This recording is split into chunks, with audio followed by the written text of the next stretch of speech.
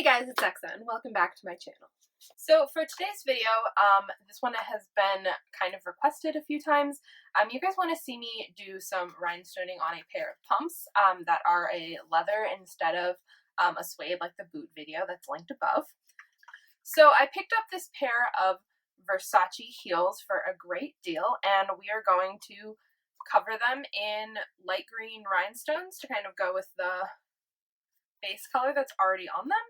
And yeah, we'll see how it turns out. So let's get started.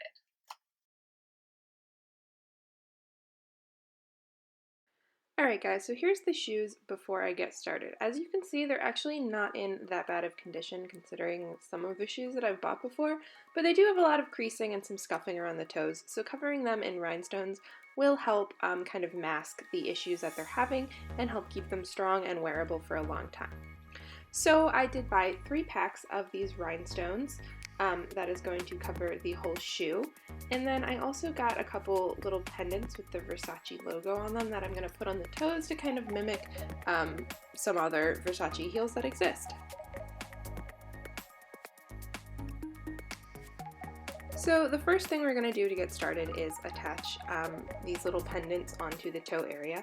So I did just use a pair of pliers and kind of clip off the loop at the top that, made it a pendant. So they're kind of more of just a little flat charm now. So we're going to take our E6000, put some on the shoe. I'm just using a Q-tip to kind of spread it around, make sure it's even, and then we can just stick the little head on and yeah, go with that. So I am just putting a few rhinestones immediately around it while the glue is already spread on that area. And that's going to make this a lot easier because you don't really want to get glue in the future on the metal Versace head itself. So the fact that there's already glue spread around the area around it, I can just stick some stones on there and then I don't have to worry about the glue getting all over it and making it look kind of, messy. So now you can see it kind of looks something like this, so we can go ahead and repeat the process with the other shoe. So once again, I'm just spreading the glue, sticking it on, comparing it to the other shoe, making sure they're in the same exact place on each shoe, and then putting some rhinestones around the edge where the extra glue is already sitting. Quick and easy, and yeah, you could do this with any kind of charm or design on any pair of shoes too. So, just putting some ideas out there for you. You could go a little crazy. Alright, so now that our toe areas have dried, it's time to start with the rhinestones. Now I always like to kind of outline the area that I'm going to be working with first so I can make sure that we're going to have nice even edges. And then I can use those kind of as a guide to go around the rest of the shoe and make sure everything just looks nice and even and, pretty. So here's kind of a slow speed section of how fast this actually goes. It's incredibly slow process, so please be patient. For the rest of this video, I will be speeding up, and who really wants to watch 20 hours of me putting rhinestones on, because that's how long this project took. So just keep in mind that the speed you see in the rest of this video is not the actual speed of applying these stones. Anyway, back to the section at hand. I am just going and making my way around the whole shoe, just outlining right above where the bottom sole meets with the shoe. And because it is a little wider in some spots, I do have 2 layers of the rhinestones. So here we're just going to do this all the way around the whole shoe. So I kind of did the little toe area, and then we'll just keep trekking along the other side of the shoe. And then we'll get around to the inside edge, again, just outlining the whole area. And yeah, this does take quite a while, so yeah, when you're done it'll look something kind of like this. So we can go ahead and just finish outlining around the back of the heel part and then do another lining around the upper edge of the shoe.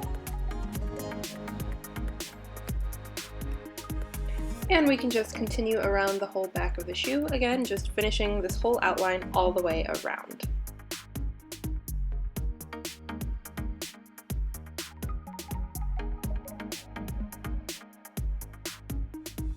Alright, so as you can see, I'm just doing the same exact process, outlining this top edge of the shoe. We do want to be really careful with this one and make sure that you're not you know, bumping any of the stones before they are fully dry, because you do want them to be a perfect lining along the shape of the shoe. And if there is one stone that's a little out of place, trust me, you will notice, and yes, it will drive you nuts.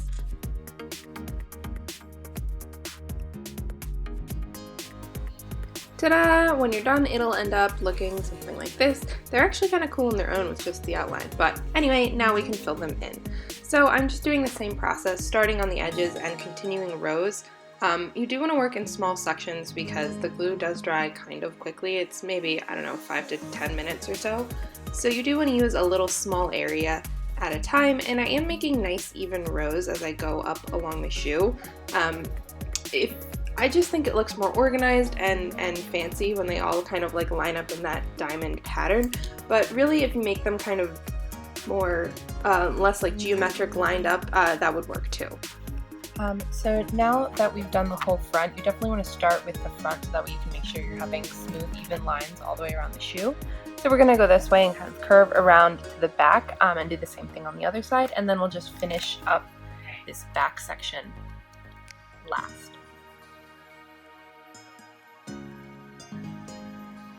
Alright guys, so now we're getting started on day 2 of this project.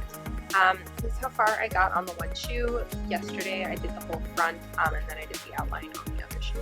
So hopefully today we can finish up the rest of this one, and it'll take me 3 days to do this project instead of like 7 that it took me to do those boots. So once again, here we go, just putting rhinestones all over the shoe.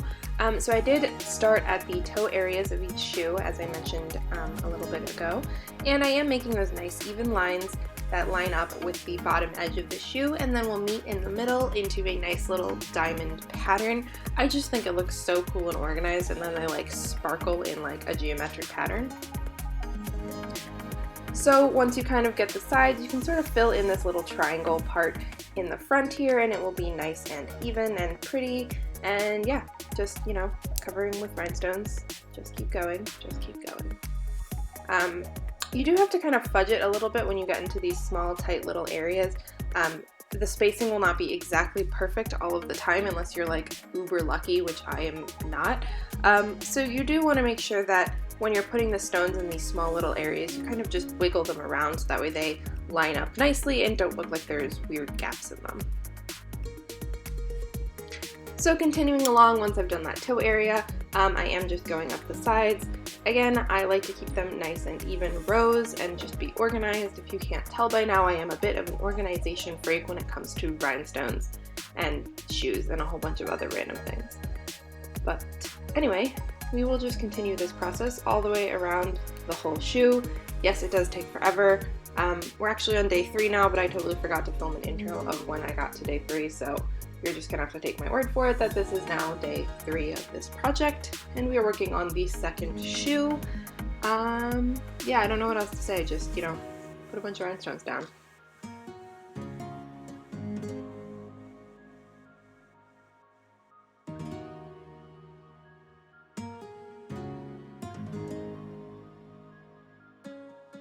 Oh my goodness, we are almost there. So I did mention I was going to finish it up with this back area. So if you did nice even geometric rows like I did, you should have roughly the same number of rows on each side of the shoe where they meet at the back. So I'm just filling in from the bottom and just lining up these rows. Again, my spacing is not exactly the same in this section as the whole rest of the shoe because I am kind of adjusting to make sure it doesn't look like there's any weird sized gaps. So do take your time on this, kind of put the stones, smush them around, and make sure everything, you know, looks even to the eye, even if it's not exactly the same spacing as the rest of the shoe. As long as this small area is the same spacing between each stone, you'll never notice that it's not the same all the way around. And now we are done.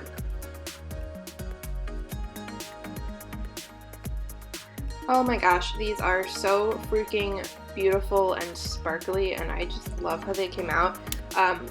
Yeah, they're really glittery on camera, but trust me, they're so much more glittery when you have them in person even, especially if you go outside in the sunlight. They just shine like none other. You look like Cinderella, but on like steroids and way better. And they're just so freaking cool. I am so glad that I did this project, and I totally love how they came out.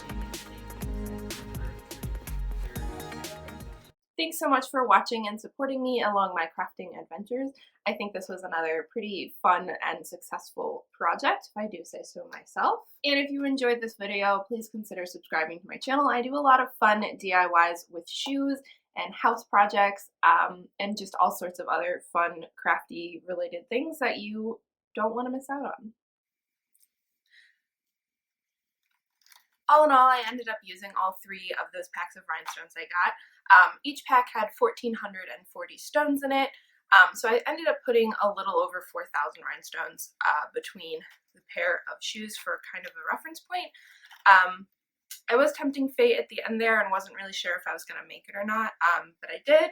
So if you are worried that wherever you got your rhinestones from might run out, or you're not going to be able to get more if you need them, then I would definitely recommend getting that 4th pack just for peace of mind. And who knows, you can always use them for something else later.